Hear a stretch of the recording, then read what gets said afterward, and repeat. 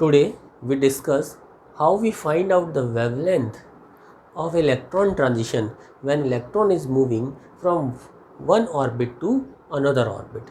As we know, in our previous video we discussed that how we find out the energy of the electron in Bohr orbit. The formula for finding out energy of the electron in Bohr orbit is En is equals to minus 2 pi square m z square e to the power 4 upon n square h square. When an electron is moving from one orbit to another orbit, on that time the emission or absorption of energy takes place according to the Bohr postulate formula. That value is del E is equals to En2 minus En1. That value is del E is equals to En2 minus En1. En2 mean energy of electron in higher energy level and En1 mean energy of the electron in lower energy level. Let's we find out the del E. Del E is equals to, first for the En2, look, I use this formula, minus 2 pi square m z square e to the power 4 upon n2 square and h square. Now minus,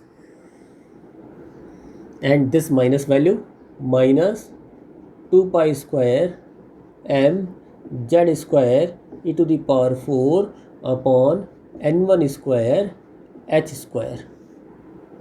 So these are the values. Now according to the Bohr postulate or Maxwell explanation, the energy or emission of takes place in the form of the small energy packets. Those small energy packets are known as the quanta, and the value of one quanta, energy value of the one quanta is given by which formula? That formula is the del E is equals to hc upon lambda. We apply this formula here. So I displace this del E with hc upon lambda. Now look for the common quantities. The common quantities among these two are 2 pi square m e to the power 4 upon h square z square, and the remaining is, look, this minus turns plus, so 1 upon n1 square, 1 upon n1 square. This is the minus, so this quantity is the already minus, so I am writing this minus quantity in the last, 1 upon n2 square. Now look, I modify this equation again. Hc, I change the side of Hc, I take this Hc in this side, then 1 upon lambda. 1 upon lambda is equals to 2 pi square m e to the power 4 upon h cube into c. This Hc multiplied by this h square, that is turns in h cube into c into z square, 1 upon n1 square minus 1 upon n2 square. As we know, the value of the 2 is fixed. Value of pi is 22 by 7 is the mass of electron, E mean charge on electron, H Planck's constant, C mean velocity of light. All are the constants. So when all are the constant, when we put those value, or instead of all constant we write a new constant, that is known as the R.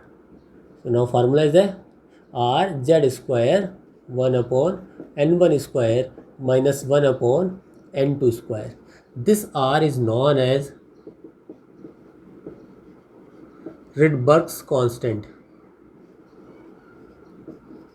This is known as the Rydberg's constant, and R, we are writing the R instead of 2 pi square m e to the power 4 upon h cube into c. The value of the R is 109677 and the unit of the R is centimeter inverse. Unit of the R is the centimeter inverse.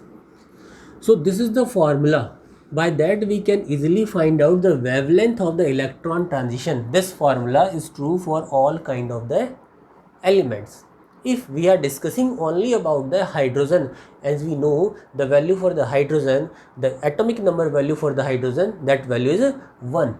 So we can write that formula is like this: 1 upon lambda is equals to R 1 upon N1 square minus 1 upon N2 square. So this formula is for the hydrogen atom, and this formula we can apply on any atom. As we know, nu bar mean wavelength, number of the waves. Nu bar is equals to 1 upon lambda, or is it equals to R 1 upon N1 square minus 1 upon N2 square. It is better and advisable that we should learn or memorize the value of the 1 upon R. You keep this value 1 upon R in your mind. That value is 912 angstrom.